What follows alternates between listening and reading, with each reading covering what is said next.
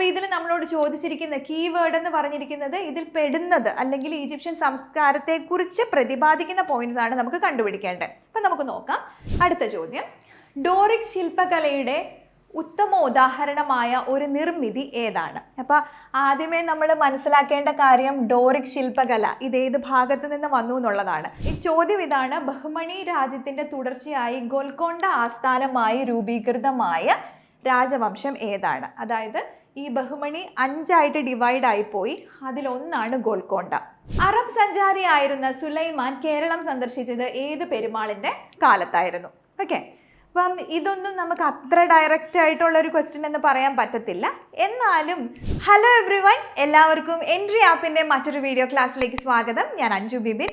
ഇന്നത്തെ ക്ലാസ്സിൽ നമ്മൾ ഡിസ്കസ് ചെയ്യാനായിട്ട് പോകുന്നത് നമ്മുടെ previous year question paper analysis ആണ്. അതായത് നമ്മുടെ പഴയ HSA സോഷ്യൽ സയൻസ് എക്സാമിനേഷൻ്റെ ക്വസ്റ്റ്യൻ പേപ്പർ അനാലിസിസ് ആണ്. അതിൽ പ്രത്യേകമായിട്ട് സോഷ്യൽ സയൻസിലെ ഹിസ്റ്ററി എന്ന പോർഷനാണ് നമ്മൾ ഇന്നിവിടെ ഡിസ്കസ് ചെയ്യാനായിട്ട് പോകുന്നത്. ഓക്കെ, അപ്പം നമുക്ക് നമ്മുടെ ടോപ്പിക്കിലേക്ക് പ്രവേശിക്കാം. ഓക്കെ, ആദ്യത്തെ ക്വസ്റ്റ്യൻ നമുക്കൊന്ന് പരിചയപ്പെടാം. താഴെ കൊടുത്തിരിക്കുന്ന പ്രസ്താവനകളിൽ തോമസ് കാർലയുമായി ബന്ധമുള്ളത് ഏതാണ്? അപ്പം 4 സ്റ്റേറ്റ്മെൻറ്റ്സ് കൊടുത്തിട്ടുണ്ട്. അതിൽ തോമസ് കാർലയുമായി ബന്ധപ്പെട്ടിട്ടുള്ള സ്റ്റേറ്റ്മെൻറ്റ് ഏതാണെന്നാണ് നമ്മളോട് ചോദ്യം. ഓപ്ഷൻ എ, ചരിത്രം മനുഷ്യരെ ബുദ്ധിമാന്മാരാക്കുന്നു. ഓപ്ഷൻ ബി, ലോകചരിത്രം മഹാന്മാരുടെ ജീവചരിത്രം തന്നെയാണ്. ഓപ്ഷൻ സി, ചരിത്രം വർത്തമാനവും ഭൂതകാലവും തമ്മിലുള്ള സംവാദമാണ്.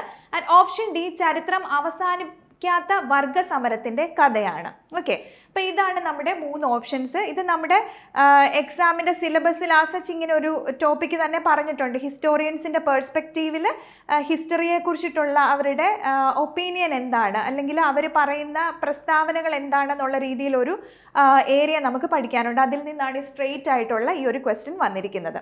ഓക്കെ, അപ്പോൾ നമ്മുടെ തോമസ് കാർലയുമായി ബന്ധമുള്ള സ്റ്റേറ്റ്മെൻറ്റ് എന്ന് പറയുന്നത് ലോകചരിത്രം മഹാന്മാരുടെ ജീവചരിത്രം തന്നെയാണ് എന്നുള്ളതാണ്. ഓക്കെ, അപ്പം നമ്മൾ ഇനി അടുത്തതായിട്ട് ബാക്കിയുള്ള ഓപ്ഷൻസിൻ്റെ ഉത്തരങ്ങളും കൂടെ ജസ്റ്റ് ഒന്ന് നോക്കാൻ പോവുകയാണ്.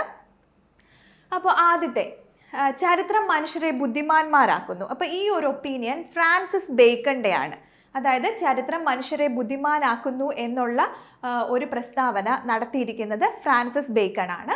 അതേപോലെ ചരിത്രം വർത്തമാനവും ഭൂതകാലവും തമ്മിലുള്ള സംവാദമാണ്. അത് എഡ്വേർഡ് ഹാലറ്റിൻ്റെയാണ് ആ ഒരു പ്രസ്താവന. അതുപോലെ ചരിത്രം അവസാനിക്കാത്ത വർഗ സമരത്തിൻ്റെ കഥയാണ്. ഇത് നമുക്കെല്ലാം അത്യാവശ്യം ഫെമിലിയർ ആയിട്ടുള്ള മാർക്സിൻ്റെ ഒരു പ്രസ്താവനയാണ്. ഓക്കെ, അപ്പോൾ ഈ 4 പ്രസ്താവനകൾ ക്ലിയർ ആയെന്ന് കരുതുന്നു. അപ്പോൾ നമുക്ക് അടുത്ത ചോദ്യത്തിലേക്ക് പോവാം. ഓക്കെ, അപ്പോൾ അടുത്ത ചോദ്യം, താഴെ കൊടുത്തിരിക്കുന്നവയിൽ ഈജിപ്ഷ്യൻ നാഗരികതയുടെ വളർച്ചയ്ക്ക് അനുയോജ്യമായിരുന്ന ഘടകങ്ങൾ ഏതെല്ലാം? അതാണ് ചോദ്യം. ഇപ്പം ക്വസ്റ്റ്യൻ നമുക്ക് വന്നിരിക്കുന്നത് ഏൻഷ്യൻറ്റ് വേൾഡ് സിവിലൈസേഷൻ അല്ലെങ്കിൽ വേൾഡ് സിവിലൈസേഷൻ അല്ലെങ്കിൽ ബ്രോൺസ് ഏജ് സിവിലൈസേഷൻ, വെങ്കലയുഗ സംസ്കാരത്തിൽ നിന്ന് വന്നിരിക്കുന്ന ഒരു ചോദ്യമാണ്. അതിൽ നമ്മളോട് ചോദിച്ചിരിക്കുന്നത് ഈജിപ്ഷ്യൻ നാഗരികതയെക്കുറിച്ചിട്ടാണ്. ഓക്കെ, അപ്പം നമ്മുടെ പുതിയ എക്സാമിൻ്റെ ഒരു രീതിയിലുണ്ടായിരുന്ന സ്റ്റേറ്റ്മെൻറ്റ് ക്വസ്റ്റ്യനുമായിരുന്നു. അപ്പോൾ ഇതിൽ നമ്മളോട് ചോദിച്ചിരിക്കുന്ന കീവേഡ് എന്ന് പറഞ്ഞിരിക്കുന്നത് ഇതിൽ പെടുന്നത് അല്ലെങ്കിൽ ഈജിപ്ഷ്യൻ സംസ്കാരത്തെക്കുറിച്ച് പ്രതിപാദിക്കുന്ന പോയിന്റ്സ് ആണ് നമുക്ക് കണ്ടുപിടിക്കേണ്ടത്. അപ്പം നമുക്ക് നോക്കാം. ആദ്യത്തേത്, ഫലഭൂയിഷ്ഠമായ നൈൽ നദീതടം. 2, സമുദ്രങ്ങളാലും മരുഭൂമികളാലും ചുറ്റപ്പെട്ടതിനാലുള്ള പ്രകൃതിദത്തമായ സുരക്ഷ. 3, സമത്വ സങ്കല്പത്തിൽ അധിഷ്ഠിതമായ സമൂഹം. സമത്വ സങ്കല്പം എന്ന് പറഞ്ഞിട്ടുണ്ടെങ്കിൽ ഇക്വാളിറ്റി. ദെൻ 4ാമത്തെ ഓപ്ഷൻ, ജനാധിപത്യ രീതിയിലുള്ള ഭരണ സംവിധാനം. ഇപ്പോൾ ജനാധിപത്യ രീതിയിലുള്ള ഭരണ സംവിധാനം എന്ന് പറഞ്ഞാൽ ഒരു ഡെമോക്രാറ്റിക് ലെവൽ ഓഫ് റൂള്, ഭരണ സംവിധാനമായിരുന്നു അവിടെ ഉണ്ടായിരുന്നത്. അപ്പോൾ ഇതാണ് നമ്മുടെ ഓപ്ഷൻസ് ആയിട്ടുള്ളത്. ഈ ഓപ്ഷനിൽ നിന്ന് നമുക്ക് ശരിയായിട്ടുള്ള പ്രസ്താവന ഏതൊക്കെയെന്ന് കണ്ടുപിടിച്ച് ഉത്തരത്തിലേക്ക് എത്തുക. 1 ആണോ 2 ആണോ 3 ആണോ 4 ആണോ നമ്മളുടെ ഉത്തരം എന്നുള്ളതായിരുന്നു ചോദ്യം. ഓക്കെ, അപ്പോൾ ഇവിടെ തന്നെ ഹൈലൈറ്റ് ചെയ്തിട്ടുണ്ട് നമ്മുടെ ആൻസർ എന്ന് പറയുന്നത് 1ഉം 2ഉം കറക്റ്റ് ആണെന്നുള്ളതാണ്. അതായത് 1ാമത്തെ നമുക്കൊന്ന് നോക്കാം. ഫലഭൂയിഷ്ഠമായ നൈൽ നദീതടം. അപ്പം ഈജിപ്ഷ്യൻ സിവിലൈസേഷൻ അല്ലെ സംസ്കാരം ഏത് നദിയുമായി ബന്ധപ്പെട്ടിരിക്കുന്നു എന്നുള്ളത് നമ്മൾ എപ്പോഴും പഠിക്കുന്നതാണ്. വളരെ ബേസിക് ആയിട്ടുള്ള ഒരു ഇൻഫർമേഷനാണ്. അപ്പോൾ ഏത് നദിയുമായിട്ട് ബന്ധപ്പെട്ടതാണ്? നൈൽ നദീതടവുമായി ബന്ധപ്പെട്ടതാണ്. ഓക്കെ, അപ്പോൾ അതുകൊണ്ട് തന്നെ ആദ്യത്തെ സ്റ്റേറ്റ്മെൻറ്റ് നമുക്ക് കറക്റ്റ് ആണെന്ന് പറയാം. ഓക്കെ, ഇനി 2ാമത്തെ നോക്കിയേ. സമുദ്രങ്ങളാലും മരുഭൂമികളാലും ചുറ്റപ്പെട്ടതിനാലുള്ള പ്രകൃതിദത്തമായ സുരക്ഷ. അതായത് ഈ പറയുന്ന ഈജിപ്ഷ്യൻ സിവിലൈസേഷൻ, അപ്പം ഈജിപ്ത് നമുക്കറിയാം, ഈജിപ്തിൻ്റെ മജോറിറ്റി അല്ലെങ്കിൽ അത് സറൗണ്ട് ചെയ്തിരിക്കുന്ന പ്രദേശം മരുഭൂമി ഒരുപാടുണ്ട്. അപ്പോൾ മരുഭൂമികളാൽ ചുറ്റപ്പെട്ടതാണ്. അതേപോലെ തന്നെ സമുദ്രങ്ങൾ അതിനൊരു ബൗണ്ടറി ആയിട്ട് വരുന്നുണ്ട്. നമ്മൾ ജോഗ്രഫിക്കലി ആ ഒരു ഈജിപ്ത് ഒന്ന് മനസ്സിലേക്ക് കൊണ്ടുവന്നാൽ തന്നെ നമുക്ക് ആ ഒരു ഉത്തരം എഴുതാൻ പറ്റും. അപ്പോൾ ഈ ഒരു സ്റ്റേറ്റ്മെൻറ്റ് നമുക്ക് കറക്റ്റാണ്. ഓക്കെ, ഇനി അടുത്തതിലായിരുന്നു ഡൗട്ട് ഉണ്ടായിരുന്നത്. അതായത് സമത്വ സങ്കല്പത്തിൽ അധിഷ്ഠിതമായ സമൂഹമായിരുന്നു. അപ്പോൾ സമത്വ സങ്കല്പത്തിൽ അധിഷ്ഠിതമായിരുന്നു എന്ന് പറയുമ്പോൾ നമ്മൾ ഇക്വാളിറ്റി ആണ്. അവിടെ ആക്ച്വലി ഈ പൊളിറ്റിക്കൽ സൈഡിലേക്ക് വരുമ്പോൾ നമുക്ക് ഇക്വാളിറ്റി ഒന്നും അത്ര കണ്ടങ്ങ് കാണാൻ പറ്റിയിരുന്നില്ല ഈജിപ്തിൽ. ബാക്കി വെങ്കലയുഗ സംസ്കാരത്തെ സംബന്ധിച്ച് കമ്പയർ ചെയ്ത് നോക്കുകയാണെങ്കിൽ മറ്റ് ഉള്ള വെങ്കലയുഗ സംസ്കാരങ്ങളെക്കാട്ടിലും ഒരു സമത്വത്തിൻ്റെ സങ്കല്പമൊക്കെ ഈജിപ്തിൽ ഉണ്ടായിരുന്നു എന്ന് പറയാം. പക്ഷേ ആ സമത്വ സങ്കല്പത്തിൽ അധിഷ്ഠിതമായിരുന്നു സമൂഹം എന്ന് പറഞ്ഞിട്ടുണ്ടെങ്കിൽ അത് തെറ്റായിട്ടുള്ള ഒരു സ്റ്റേറ്റ്മെൻ്റ് ആണ്. ഓക്കെ, അതുകൊണ്ടാണ് ഈ ഒരു പോയിന്റ് തെറ്റായിപ്പോയത്. ഇനി ജനാധിപത്യ രീതിയിലുള്ള ഭരണ സംവിധാനം, ഡെമോക്രാറ്റിക് റൂൾ ആയിരുന്നില്ല, രാജാക്കന്മാരുടെ അല്ലെ ഫറവോമാരുടെ ഭരണമായിരുന്നു ഈജിപ്തിൽ ഉണ്ടായിരുന്നത്. ഓക്കെ, ഇപ്പോൾ ക്ലിയർ ആയില്ലേ ക്വസ്റ്റ്യൻ? അപ്പോൾ നമ്മുടെ ഉത്തരം എന്ന് പറയുന്നത് 1, 2 ശരിയെന്നുള്ളതാണ്. അപ്പം നമുക്ക് അടുത്ത ചോദ്യത്തിലേക്ക് പോകാം. അടുത്ത ചോദ്യം, മെസൊപ്പൊട്ടേമിയൻ നാഗരികതയുടെ തുടക്കക്കാർ എന്നറിയപ്പെടുന്നത് ആരാണ്? ഓക്കെ, അപ്പോൾ ഇതും നമ്മുടെ വെങ്കലയുഗ സംസ്കാരം ആ ഒരു ഭാഗത്ത് നിന്ന് വന്ന ഒരു ക്വസ്റ്റ്യൻ ആണ്. അപ്പോൾ വെങ്കലയുഗ സംസ്കാരത്തിൽ ഇത് ഏത് ഏരിയയിൽ നിന്നാണ്? മെസൊപ്പൊട്ടേമിയൻ സിവിലൈസേഷനെ സംബന്ധിച്ചിട്ടുള്ളതാണ് നമ്മുടെ ക്വസ്റ്റ്യൻ. ഓക്കെ, അപ്പോൾ ആദ്യത്തെ ഓപ്ഷൻ നോക്കാം. സുമേറിയക്കാർ, ബാബിലോണിയക്കാർ, അസീറിയക്കാർ, മിനോവർക്കാർ. ഓക്കെ, അപ്പം ചോദ്യം എന്താണ്? മെസൊപ്പൊട്ടേമിയൻ നാഗരികതയുടെ തുടക്കക്കാർ എന്നറിയപ്പെടുന്നത്. അപ്പോൾ തുടക്കക്കാർ എന്നറിയപ്പെടുന്നത് സുമേറിയൻസ് ആണ്. ഓക്കെ, അപ്പം അവരുടെ ഈ മെസൊപ്പൊട്ടേമിയൻ സിവിലൈസേഷൻ തന്നെ നമ്മൾ എടുത്തു നോക്കുകയാണെങ്കിൽ അവിടെ ഒരുപാട് ഡിനാസ്റ്റിക് റൂള് ഒന്നിന് പിറകെ ഒന്നായിട്ട് വന്ന് കുറേ അധികം കാലഘട്ടം നീണ്ടു നിന്നതാണ് ഈ മെസൊപ്പൊട്ടേമിയൻ നാഗരിക സംസ്കാരം. ഓക്കെ, അതിൽ ആദ്യം വരുന്നത് സുമേറിയക്കാരാണ്. അതിനുശേഷം അക്കാഡിയൻസ് വരുന്നു, അതിനുശേഷം അസീറിയൻസ് വരുന്നു, അതിനുശേഷം ബാബിലോണിയൻസ് വരുന്നു, നിയോ ബാബിലോണിയൻസ് വരുന്നു. ഓക്കെ, അപ്പോൾ ഈ നിയോ ബാബിലോണിയൻസിനെ തന്നെയാണ് നമ്മൾ കാൽഡിയൻസ് എന്നും പറയുന്നത്. ക്ലിയർ ആയോ? ഇത് ചിലർക്കൊക്കെ എപ്പോഴും ഉള്ള ഡൗട്ടാണ് കാൽഡിയൻസ് ഏതിൽ വരുന്നതാണ് എന്നുള്ളത്. അപ്പം കാൽഡിയൻസ് എന്ന് പറഞ്ഞാൽ നിയോ ബാബിലോണിയൻസിൻ്റെ മറ്റൊരു പേരാണ്. ഓക്കെ, അപ്പം സുമേറിയൻസ്, അക്കാഡിയൻസ്, അസീറിയൻസ്, ബാബിലോണിയൻസ്, നിയോ ബാബിലോണിയൻസ്. ഓക്കെ, അതാണ് ഈ മെസൊപ്പൊട്ടേമിയൻ സിവിലൈസേഷൻ്റെ ഭാഗമായിട്ടുള്ള ഡിനാസ്റ്റികൾ, ഒന്നിന് പിറകെ ഒന്നായിട്ടുള്ള, അല്ലെങ്കിൽ അവരുടെ ഒരു കാലഗണന അനുസരിച്ചിട്ടുള്ള അല്ലെങ്കിൽ ക്രോണോളജിക്കൽ ഓർഡറിലുള്ള ഡിവിഷൻ അതാണ്. അതൊന്ന് പഠിച്ചു വെക്കുന്നത് എപ്പോഴും നല്ലതാണ്. നമ്മുടെ ഇനി വരാൻ പോകുന്ന HSA എക്സാമിലും നമുക്ക് ഈ ഒരു ഭാഗം തന്നെ പഠിക്കാനുണ്ടല്ലോ. അപ്പോൾ അവിടെ നിങ്ങൾക്ക് കുറച്ചും കൂടെ യൂസ്ഫുൾ ആയിരിക്കും. ഓക്കെ, ഇനി ഇവിടെ നോക്കിക്കേ, ഈ സുമേറിയക്കാർ എന്ന് പറയുന്നതും നമ്മുടെ മെസൊപ്പൊട്ടേമിയക്കാർ തന്നെയാണ്. അതേപോലെ ബാബിലോണിയൻസും മെസൊപ്പൊട്ടേമിയൻസ് ആണ്, അസീറിയൻസും മെസൊപ്പൊട്ടേമിയൻസ് ആണ്. ബട്ട് മിനോവക്കാർ എന്ന് പറയുന്നത് നമ്മുടെ മിനോവൻസ് ആൻഡ് മൈസീനിയൻസ് എന്ന് പറയുന്നത് ഗ്രീക്ക് സംസ്കാരത്തിൻ്റെ ഏറ്റവും പ്രാചീന കാലഘട്ടത്തിൽ ഉണ്ടായിരുന്ന ഒരു കമ്മ്യൂണിറ്റി ആയിരുന്നു. ഓക്കെ, അപ്പോൾ ഇവിടേക്ക് അത് ഓഡ് വൺ ഔട്ട് ഒന്ന് കണ്ടുപിടിക്കാൻ നോക്കി. ഈ ക്വസ്റ്റ്യനിൽ നമ്മുടെ ചോദ്യം അല്ലാതെ ഓപ്ഷൻ മാത്രം എടുത്ത് ഇതിൽ ഓഡ് വൺ ഔട്ട് ഒന്ന് കണ്ടുപിടിക്കാൻ പറഞ്ഞാൽ നിങ്ങളുടെ ഉത്തരം എന്തായിരിക്കണം? ഇതാണ്, മിനോവക്കാറാണ്. കാരണം മിനോവൻസ് എന്ന് പറയുന്നത് ഗ്രീക്ക് കാലഘട്ടത്തിലാണ്, അല്ലെങ്കിൽ ഗ്രീക്കോ റോമൻ കാലഘട്ടത്തിലാണ് ഈ മിനോവക്കാർ വരുന്നത്. ബാക്കി ഈ 3 പേരും മെസൊപ്പൊട്ടേമിയയുമായി ബന്ധപ്പെട്ടിട്ടുള്ള ഡൈനാസ്റ്റികൾ തന്നെയാണ്. പക്ഷേ നമ്മുടെ ചോദ്യം ആദ്യത്തേതായിരുന്നത് കൊണ്ടാണ് സുമേറിയൻസ് ആൻസർ ആയിട്ട് വരുന്നത്. ഓക്കെ, ക്ലിയർ അല്ലേ? അടുത്ത ചോദ്യത്തിലേക്ക് പോകാം. ഓക്കെ, അടുത്ത ചോദ്യം, മോഹൻജദാരോ എന്ന ഹാരപ്പൻ നാഗരികതയിലെ നഗരം ഇന്ന് സ്ഥിതി ചെയ്യുന്നത് എവിടെയാണ്? അപ്പോൾ നമ്മുടെ ചോദ്യം ഇതാണ്, മോഹൻജദാരോ ഇന്ന് സ്ഥിതി ചെയ്യുന്നത് എവിടെയാണ്? ഓക്കെ, അപ്പോൾ ക്വസ്റ്റ്യൻ വായിച്ച് നമ്മൾ കൃത്യം ഒരു എന്താണെന്നുള്ള ഒരു എസൻസ് കണ്ടുപിടിക്കുക. കാരണം മോഹൻജദാരോ എന്ന് ഹാരപ്പ എന്ന 2 പേരുകൾ അവിടെ കിടപ്പുണ്ട്, അതുകൊണ്ട് കൺഫ്യൂഷൻ ഒന്നും വേണ്ട. ഹാരപ്പൻ നാഗരിക സംസ്കാരത്തിൽ മോഹൻജദാരോ എന്ന് പറയുന്ന ആ ഒരു പ്രദേശം അതെവിടെയാണ് സ്ഥിതി ചെയ്യുന്നത്? അതാണ് ചോദ്യം. അപ്പോൾ മോഹൻജദാരോ സ്ഥിതി ചെയ്യുന്നത് പാകിസ്ഥാനിലെ സിന്ധ് പ്രവിശ്യയിലെ ലാർഖാന ജില്ലയിലാണ്. ഓക്കെ, അപ്പം ലാർഖാനയിലാണ് ഈ പറയുന്ന മോഹൻജദാരോ സ്ഥിതി ചെയ്യുന്നത്. ക്ലിയർ അല്ലേ? അപ്പം ഇത് നമുക്ക് ക്വസ്റ്റ്യൻ എവിടെ നിന്നാണ് വന്നിരിക്കുന്നത്? ഏൻഷ്യൻറ്റ് വേൾഡ് സിവിലൈസേഷൻ അല്ലെങ്കിൽ നമ്മുടെ വെങ്കലയുഗ സംസ്കാരത്തിൻ്റെ ഭാഗത്ത് നിന്നാണ് ഈ ഒരു ചോദ്യവും വന്നിരിക്കുന്നത്. അപ്പം നിങ്ങളൊന്ന് മനസ്സിൽ ഓർക്കുക എത്രത്തോളം ഇമ്പോർട്ടൻ്റ് ആണ് ഏൻഷ്യൻറ്റ് വേൾഡ് സിവിലൈസേഷൻ എന്നുള്ളത്. നമുക്ക് 3 സിവിലൈസേഷനാണ് പഠിക്കാനുള്ളത്: ഈജിപ്ഷ്യൻ, മെസപ്പൊട്ടോമിയൻ, സിന്ധ്. ഓക്കെ, അല്ലെങ്കിൽ ഹാരപ്പൻ എന്ന് വേണേലും പറയാമല്ലോ. അപ്പോൾ ഇതാണ് നമുക്ക് പഠിക്കാനുള്ളത്. അത് 3-ൽ നിന്നും ഒരു ചോദ്യം വന്നിട്ടുണ്ട്. അപ്പം ഈ ഒരു ഏരിയ എല്ലാ എക്സാമിലും ഇതിന് മുന്നത്തേത് നോക്കുവാണെങ്കിലും നമുക്ക് ക്വസ്റ്റ്യൻസ് ഈ ഒരു ഭാഗത്ത് നിന്ന് വന്നിട്ടുണ്ട്. നമ്മുടെ 2016 ക്വസ്റ്റ്യൻ പേപ്പർ നോക്കിയാലും നമുക്കവിടെ കാണാൻ പറ്റുന്നുണ്ട്. ഓക്കെ, അപ്പോൾ അതുകൊണ്ട് കൃത്യമായിട്ട് ഈ ഒരു ഭാഗം പഠിക്കുവാണെങ്കിൽ നമുക്ക് അത്യാവശ്യം മാർക്ക് ഇവിടുന്ന് സ്കോർ ചെയ്യാൻ പറ്റും. അതും നമുക്ക് പഠിക്കാനായിട്ടുള്ള കുറച്ച് കാര്യങ്ങളൊന്നും ഓർമ്മയിൽ വെക്കാനുള്ളതേ ഉള്ളൂ, ഡിഫിക്കൽട്ടായിട്ടുള്ള ഒരു ഏരിയ അല്ല. ഓക്കെ, അപ്പോൾ നമുക്കൊന്ന് ജസ്റ്റ് നോക്കാം. ഈ ഗുജറാത്തിലെ കച്ച് ജില്ലയിൽ, ഗുജറാത്തിൽ തന്നെ നമുക്ക് 2 ഹരപ്പൻ സൈറ്റ്സ് ഉണ്ട്. വളരെ പ്രോമിനൻ്റ് ആയിട്ടുള്ള 2-ലധികം ഉണ്ട്. പ്രോമിനൻ്റ് ആയിട്ടുള്ള 2 ലോഥലും ധോലാവീരയും. ഓക്കെ, അപ്പോൾ അതിൽ കച്ച് ജില്ലയിലാണ് നമ്മുടെ ധോലാവീര വരുന്നത്. അതേപോലെ പാകിസ്ഥാനിലെ ബാലൂചിസ്ഥാനിലെ ഷെറാനി ജില്ലയിൽ, പാകിസ്ഥാനിലെ ബാലൂചിസ്ഥാനിൽ വരുന്നതാണ് മെഹർഗഡ്, സുക്തജൻഡർ. ഇതൊക്കെ പാകിസ്ഥാനിലെ ബാലൂചിസ്ഥാനിൽ വരുന്നതാണ്. അതേപോലെ പഞ്ചാബിൽ വരുന്നതാണ് നമ്മുടെ റൂപാർ എന്ന് പറയുന്ന സൈറ്റൊക്കെ പഞ്ചാബിൽ വരുന്നതാണ്. ഓക്കെ, അപ്പം ഇത് ഇമ്പോർട്ടൻ്റ് ആണ്, ഒന്ന് ഓർത്ത് വെച്ചേക്കുക. ഓക്കെ, അപ്പം നമുക്ക് അടുത്ത ചോദ്യത്തിലേക്ക് പോകാം. അടുത്ത ചോദ്യം: ഡോറിക് ശില്പകലയുടെ ഉത്തമ ഉദാഹരണമായ ഒരു നിർമ്മിതി ഏതാണ്? അപ്പോൾ ആദ്യമേ നമ്മൾ മനസ്സിലാക്കേണ്ട കാര്യം ഡോറിക് ശില്പകല ഇതേത് ഭാഗത്ത് നിന്ന് വന്നു എന്നുള്ളതാണ്. ഇത് ഗ്രീക്കോ റോമൻ എംപയർ അല്ലെ ഗ്രീക്കോ റോമൻ ഏരിയയിൽ നിന്ന് വന്നതാണ്. അതായത് അയൺ ഏജ് സിവിലൈസേഷനുമായി നമ്മൾ ബ്രോൺസ് ഏജ് സിവിലൈസേഷൻ കടന്നു, ഇനി iron age civilisation. Okay, iron age സിവിലൈസേഷൻ്റെ ഭാഗമായിട്ട് വരുന്നതാണ് നമുക്ക് റോമൻ എംപയറും ഗ്രീക്ക് എംപയറും ഒക്കെ. അപ്പോൾ ഗ്രീക്കോ റോമൻ എംപയറിൻ്റെ ഭാഗത്തെ ആർക്കിടെക്ചർ എന്നുള്ള ഒരു ഭാഗത്ത് അല്ലെ നിർമ്മിതികളുടെ ഭാഗത്ത് നിന്ന് വന്നിരിക്കുന്ന ചോദ്യമാണിത്. ഓക്കെ, അപ്പോൾ ഡോറിക് ശില്പകല എന്ന് പറഞ്ഞിട്ടുണ്ടെങ്കിൽ അതൊരു വാസ്തുവിദ്യയുടെ ഒരു സ്റ്റൈലാണ്. ഈ നമ്മൾ ഓരോ മോണ്യുമെൻറ്റ്സ് കെട്ടിടങ്ങളൊക്കെ ഉണ്ടാക്കുന്നതിൻ്റെ ഒരു സ്റ്റൈലാണ് ഡോറിക് സ്റ്റൈൽ എന്ന് പറയുന്നത്. അപ്പോൾ അതിൻ്റെ ഏറ്റവും നല്ല എക്സാമ്പിൾ ഡോറിക് ശില്പകലയുടെ ഏറ്റവും ഫേമസ് ആയിട്ടുള്ളതും അത് കൃത്യമായി ഫോളോ ചെയ്ത് നിർമ്മിച്ചിരിക്കുന്നതുമായിട്ടുള്ള ഒന്നാണ് ഗ്രീസിലെ പാർത്തിനോൺ. ഓക്കെ, അപ്പോൾ ഗ്രീസിലെ പാർത്തിനോൺ ആണ് ഏറ്റവും ക്ലിയർ ആയിട്ടുള്ള എക്സാമ്പിൾ.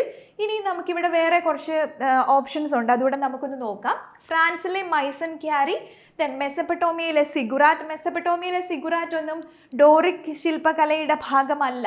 അത് നമ്മൾ മെസപ്പൊട്ടോമിയൻ സിവിലൈസേഷൻ്റെ ഭാഗമായിട്ട് തന്നെ സിഗുറാറ്റ് പഠിച്ചിട്ടുണ്ട്. ഓക്കെ, ഇനി റോമിലെ കൊളോസിയം എന്ന് പറയുന്നത് റോമൻ ആർക്കിടെക്ചറിൻ്റെ ഭാഗമാണ്. അപ്പോൾ അത് കൃത്യമായിട്ട് തന്നെ നമുക്ക് ഈ ക്വസ്റ്റ്യനും അതിൻ്റെ ഒരു ഏരിയയും അറിയാമെങ്കിൽ തന്നെ ഡയറക്റ്റ് ഉത്തരത്തിലേക്ക് എത്താൻ പറ്റുന്ന ഒരു ചോദ്യമായിരുന്നു ഇത്. ക്ലിയർ ആണെന്ന് കരുതുന്നു. അടുത്ത ചോദ്യത്തിലേക്ക് പോകാം.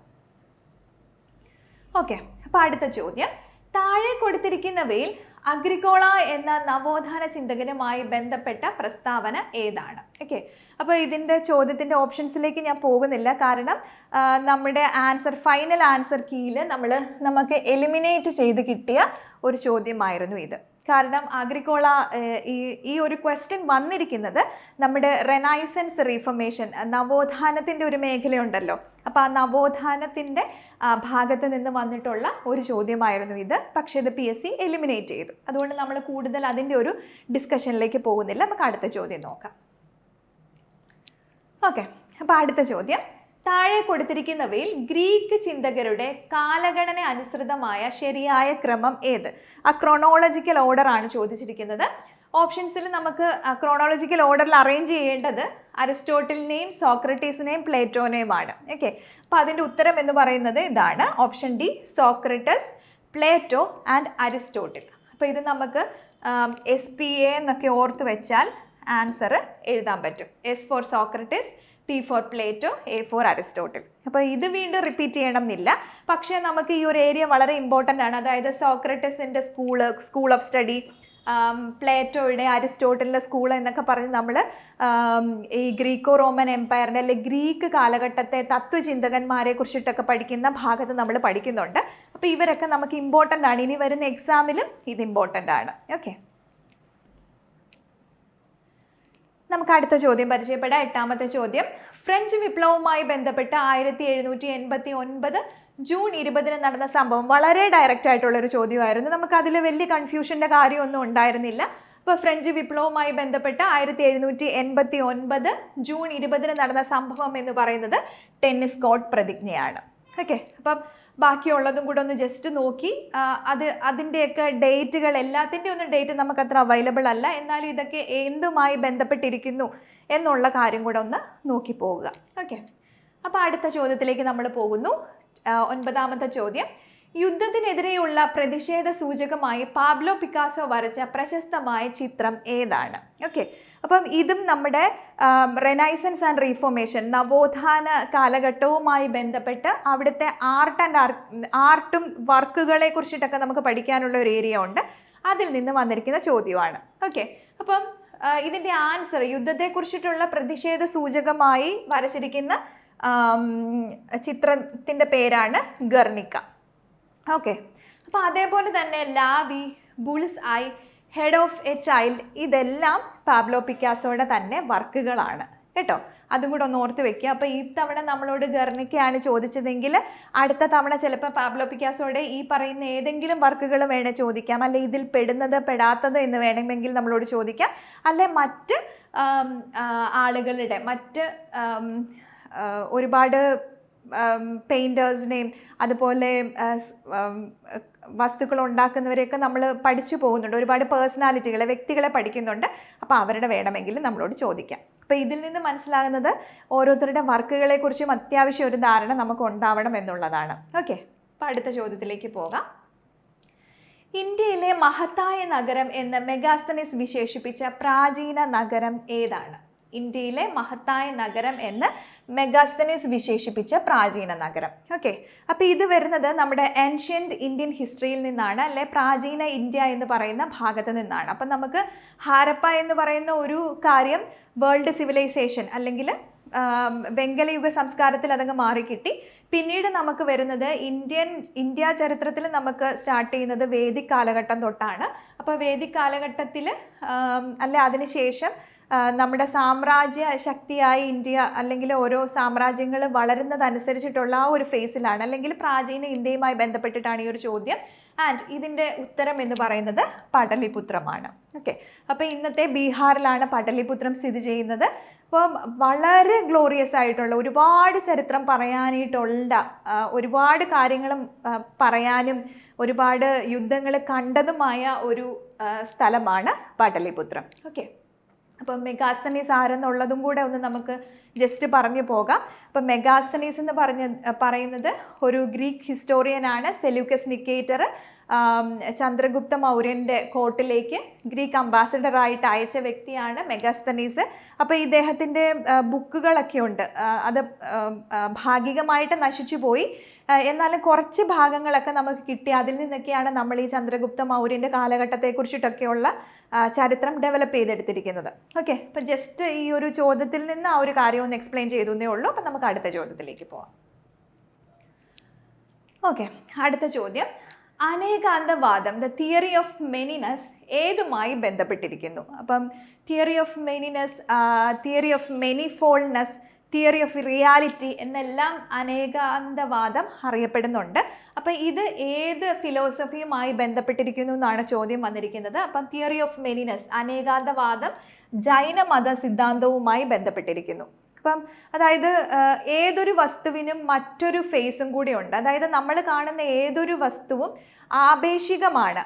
ഒരാൾ അതിനെ കാണുന്ന രീതിയിലായിരിക്കില്ല മറ്റൊരാൾ അതിനെ കാണുന്നത്. അതാണ് ഈ തിയറി ഓഫ് മെനിനസ് എന്നതുകൊണ്ട് ഉദ്ദേശിക്കുന്നത്. ഓക്കെ, അപ്പോൾ അത് ജൈന മത ഫിലോസഫിയാണ്. അപ്പം ഇത് നമുക്ക് വന്നിരിക്കുന്നത് നമുക്ക് ജൈനിസം ബുദ്ധിസത്തെക്കുറിച്ച് പഠിക്കാനായിട്ടുണ്ട്. അപ്പോൾ ആ ഒരു ഭാഗത്ത് നിന്നാണ് ഈ ഒരു ക്വസ്റ്റ്യൻ വന്നിരിക്കുന്നത്. ഓക്കെ, അപ്പോൾ അടുത്ത ചോദ്യം, ബഹ്മണി രാജ്യത്തിൻ്റെ തുടർച്ചയായി ഗോൽക്കൊണ്ട ആസ്ഥാനമായി ക്വസ്റ്റ്യൻ ഒന്നുകൂടെ ഞാൻ വായിക്കാം. ബഹ്മണി രാജ്യത്തിൻ്റെ തുടർച്ചയായി ഗോൽക്കൊണ്ട ആസ്ഥാനമായി രൂപം കൊണ്ട രാജവംശം. അതായത് ബഹ്മണി സാമ്രാജ്യം നമ്മുടെ ഡൽഹി സുൽത്താനേറ്റിൻ്റെയൊക്കെ കാലഘട്ടത്തിൽ, ഡൽഹി സുൽത്താൻമാരുടെ കാലഘട്ടം അതങ്ങ് അവസാനിക്കാനാകുന്ന ഒരു സമയത്താണ് ഡെക്കാൻ കേന്ദ്രീകരിച്ച്, ഓക്കെ, സൗത്ത് ഇന്ത്യ കേന്ദ്രീകരിച്ച് അല്ലെങ്കിൽ ഡെക്കാൻ ഭാഗം കേന്ദ്രീകരിച്ച് നമ്മുടെ ബഹുമണി സാമ്രാജ്യമൊക്കെ രൂപീകൃതമാകുന്നത്. അപ്പം ബഹുമണി സാമ്രാജ്യം ആദ്യം ഒരു യൂണിറ്റ് ആയിട്ട് നിന്നു. അതിനുശേഷം അത് കുറേ കാലം കഴിഞ്ഞപ്പോഴേക്കിനും അതങ്ങ് ശിഥിലമായിട്ട് 5 സെപ്പറേറ്റ് ആയിട്ടുള്ള കേന്ദ്രങ്ങൾ രൂപീകൃതമായി, അല്ല 5 ഡിനാസ്റ്റികൾ രൂപീകൃതമായി. അങ്ങനെ ഈ ചോദ്യം ഇതാണ്, ബഹുമണി രാജ്യത്തിൻ്റെ തുടർച്ചയായി ഗോൽക്കൊണ്ട ആസ്ഥാനമായി രൂപീകൃതമായ രാജവംശം ഏതാണ്? അതായത് ഈ ബഹുമണി 5 ഡിവൈഡ് ആയിപ്പോയി, അതിലൊന്നാണ് ഗോൽക്കൊണ്ട. ഓക്കെ, അഹമ്മദ് നഗർ ഉണ്ട്, ബേരാർ ഉണ്ട്, ബിഡർ ഉണ്ട്, ഗോൽക്കൊണ്ടയുണ്ട്, ബൈജാപ്പൂർ ഉണ്ട്. ഇതെല്ലാം നമ്മുടെ ബഹുമണി സാമ്രാജ്യം ശിഥിലമായി പോയതിനു ശേഷം രൂപീകൃതമായ 5 പ്രധാനപ്പെട്ട രാജവംശമാണ്. ഓക്കെ, ഏതൊക്കെയാണെന്ന് കിട്ടിയെന്ന് ഞാൻ കരുതുന്നു. ഞാൻ ഒന്ന് ഓർഡറിൽ പറഞ്ഞു. അതിലൊന്നാണ് ഗോൽക്കൊണ്ട. അപ്പം ഗോൽക്കൊണ്ട ആസ്ഥാനമായി രൂപം കൊണ്ട രാജവംശമാണ് ചോദ്യം. അതിൻ്റെ ഉത്തരമാണ് കുത്തുബ് ഷാഹി. ഓക്കെ, അപ്പോൾ കുത്തുബ് ഷാഹി ഗോൽക്കൊണ്ടയിൽ ഭരണം കൊണ്ടുവന്നത് കുത്തുബ് ഷാഹി ഡൈനാസ്റ്റിയാണ്. ഓക്കെ, ഗോൽക്കൊണ്ട കേന്ദ്രീകരിച്ച്. അപ്പോൾ ഇന്നത്തെ ഹൈദരാബാദ് എന്നൊക്കെ വേണമെങ്കിൽ നമുക്ക് ഗോൽക്കൊണ്ടേനെ വിളിക്കാൻ പറ്റും.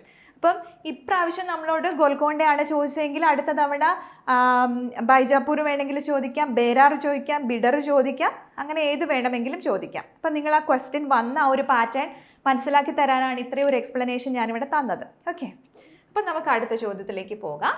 അടുത്ത ചോദ്യം, മസൂലി പട്ടണം ഫ്രഞ്ച് ഈസ്റ്റ് ഇന്ത്യ കമ്പനിക്ക് നൽകിയ ഹൈദരാബാദിലെ ഭരണാധികാരി ആരാണ്? അപ്പോൾ ഈ ചോദ്യത്തിലും കുറച്ച് കൺഫ്യൂഷൻസ് ഉണ്ടായിരുന്നത് കൊണ്ട് തന്നെ PSC ഫൈനൽ ആൻസർ കീയിൽ ഈ ഒരു ചോദ്യം എലിമിനേറ്റ് ചെയ്തു. ഓക്കെ, അപ്പോൾ അതുകൊണ്ട് തന്നെ നമ്മൾ കൂടുതൽ അതിൻ്റെ ഒരു ഡിസ്കഷനിലേക്ക് പോകുന്നില്ല. അപ്പം നമുക്ക് അടുത്ത ചോദ്യം കാണാം. ഓക്കെ, അപ്പോൾ നമ്മളിവിടെ മോഡേൺ ഇന്ത്യയിലേക്ക് വന്നു കേട്ടോ. മോഡേൺ ഇന്ത്യയിലേക്ക് വന്നത് മനസ്സിലായല്ലോ. നമ്മുടെ പ്രീവിയസ് ക്വസ്റ്റ്യൻ തൊട്ട് മോഡേൺ ഇന്ത്യയിലേക്ക് നമ്മൾ വന്നു.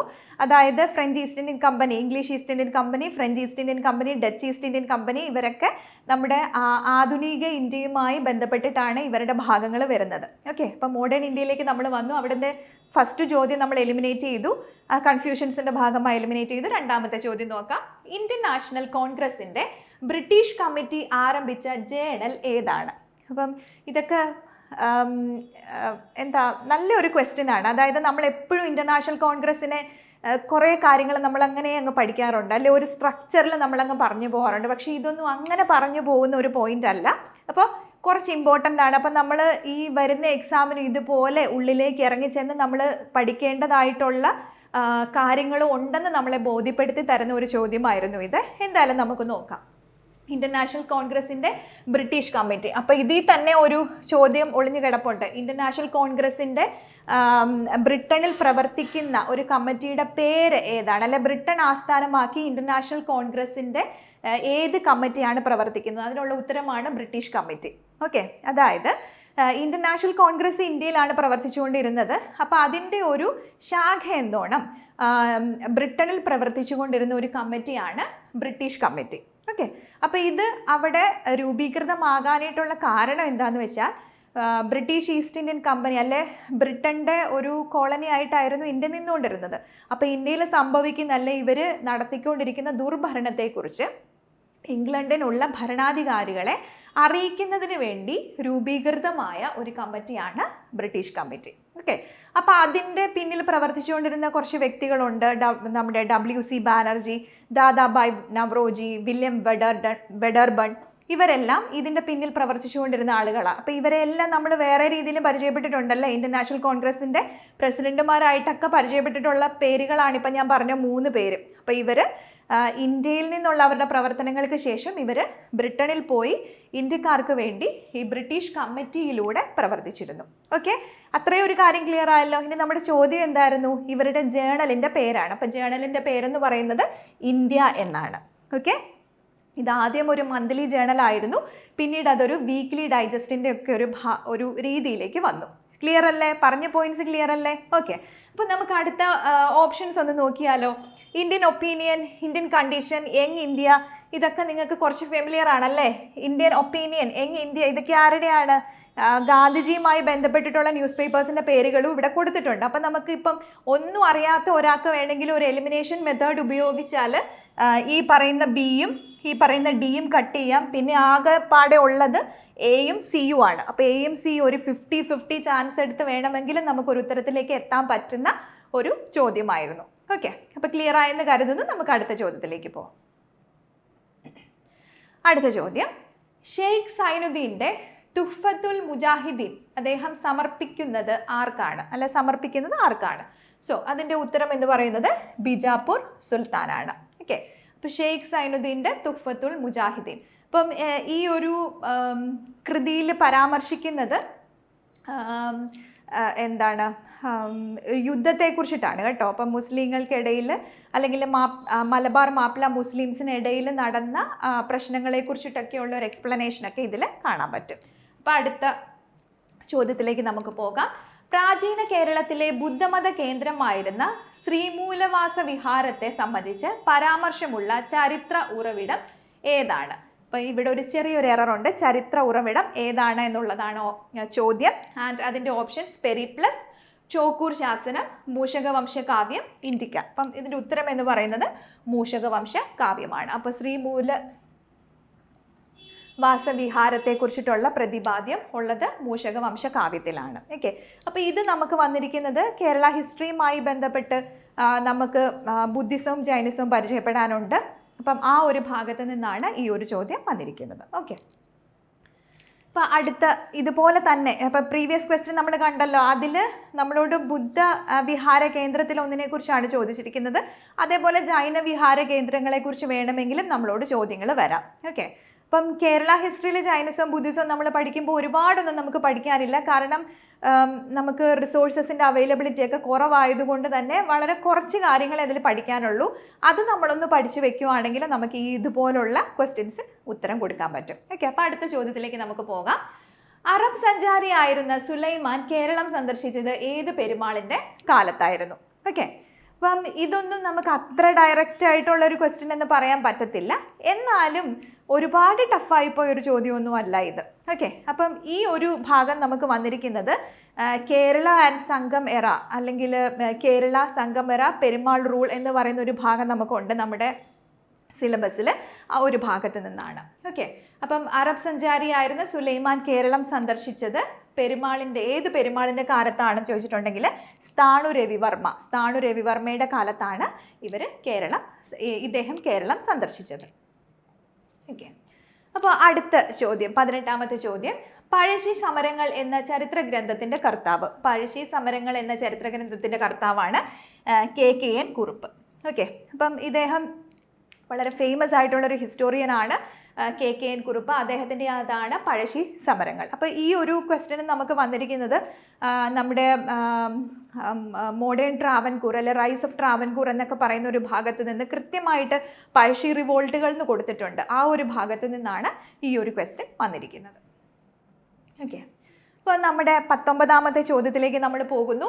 അറബി മലയാള കൃതിയായ മുഹിദ്ദീൻ മാല രചിച്ചത് ആരാണ്? വളരെ ഡയറക്റ്റ് ആയിട്ടുള്ളൊരു ക്വസ്റ്റ്യൻ ആയിരുന്നു. ഒരുപാട് ജനറൽ PSC എക്സാമിനൊക്കെ പ്രിപ്പയർ ചെയ്തിട്ടുള്ളവരാണെങ്കിൽ എപ്പോഴും പഠിക്കുന്ന അല്ലെ നമ്മൾ ഒരുപാട് കേട്ടിട്ടുള്ള വളരെ സിമ്പിളായിട്ടുള്ളൊരു ക്വസ്റ്റ്യൻ ആയിരുന്നു. ഇപ്പോൾ മുഹിദ്ദീൻ മാല രചിച്ചത് ഖാസി മുഹമ്മദാണ്. ഓക്കെ, അപ്പം നമ്മുടെ അവസാനത്തെ ചോദ്യത്തിലേക്ക് വരുന്നു. അപ്പോൾ ഈ ചോദ്യത്തെക്കുറിച്ചിട്ട് ഒരു കാര്യം കൂടെ പറയാനുള്ളത് എന്താണെന്ന് വെച്ചാൽ നമ്മുടെ ഹിസ്റ്ററിയുടെ ക്വസ്റ്റ്യൻ പേപ്പർ എടുത്ത് നോക്കുമ്പം ആ ഹിസ്റ്ററിയുടെ ഭാഗത്ത് നിന്ന് സാധാരണ നമുക്കറിയാമല്ലോ എല്ലാ സബ്ജക്റ്റും ആ ഒരു ഓർഡറിലാണ് ക്വസ്റ്റ്യൻസ് കൊടുത്തിരിക്കുന്നത്. അപ്പോൾ ഈ ഒരു ചോദ്യം മാത്രം ഹിസ്റ്ററിയിൽ നിന്ന് മാറി നമ്മുടെ പൊളിറ്റിയുടെ ഭാഗത്തായിരുന്നു ഈ ക്വസ്റ്റ്യൻ ഉണ്ടായിരുന്നത്. അതിന് പകരമായിട്ട് നമ്മുടെ ഹിസ്റ്ററിയുടെ ഭാഗത്ത് പൊളിറ്റിക്കൽ സയൻസിലെ ഒരു ക്വസ്റ്റ്യനും കിടന്നു. അപ്പോൾ ഇത് നമ്മൾ ആ ഒരു ഭാഗത്ത് നിന്ന് ഇട്ടിരിക്കുന്നതാണ്. അപ്പോൾ നിങ്ങൾ ക്വസ്റ്റ്യൻ നോക്കുമ്പോൾ ഇങ്ങനൊരു ക്വസ്റ്റ്യൻ കണ്ടില്ലല്ലോ എന്നൊന്നും ഓർക്കരുത്. വേറൊരു ഭാഗത്ത് ഈ ഒരു ക്വസ്റ്റ്യൻ കിടപ്പുണ്ട്. ഓക്കെ, അപ്പോൾ നമ്മുടെ അവസാനത്തെ ചോദ്യത്തിലേക്ക് വരുന്നു. ഇതും മോഡേൺ ഇന്ത്യ ഭാഗത്ത് നിന്നാണ്, അല്ലെ ഗാന്ധിയൻ ഫേസിൽ നിന്നാണ്. ഓക്കെ, ക്വസ്റ്റ്യൻ നോക്കാം. സിവിൽ നിയമലംഘനം എന്ന ആശയം ഗാന്ധിജി കടമെടുത്തത് ആരിൽ നിന്നാണ്? അപ്പോൾ സിവിൽ നിയമലംഘനം എന്ന ആശയം ഗാന്ധിജി കടമെടുത്തിരിക്കുന്നത് തോറോയിൽ നിന്നാണ്. ഓക്കെ, അപ്പോൾ ഹെൻറി തോറോയിൽ നിന്നാണ് ഈ ഒരു ആശയം ഗാന്ധിജി കടമെടുത്തിരിക്കുന്നത്. ഇദ്ദേഹത്തിൻ്റെ ഒരു എസ്സേയിൽ നിന്നാണ് കേട്ടോ. സിവിൽ ഡിസൊബീഡിയൻസ് എന്ന രീതിയിലുള്ള ഒരു എസ്സേയിൽ നിന്നാണ് ഈ സിവിൽ നിയമലംഘന പ്രസ്ഥാനം അല്ലെങ്കിൽ സിവിൽ ഡിസൊബീഡിയൻസ് എന്നൊരാശയം ഗാന്ധിജി കടം കൊള്ളുന്നത്. ഓക്കെ, അപ്പോൾ ഇത്രയായിരുന്നു ഈ 20 ക്വസ്റ്റ്യൻ ആണ് നമ്മുടെ കഴിഞ്ഞ HSA സോഷ്യൽ സയൻസ് എക്സാമിൽ ഹിസ്റ്ററി എന്ന ഭാഗത്ത് നിന്ന് നമുക്ക് വന്നത്. ഓക്കെ,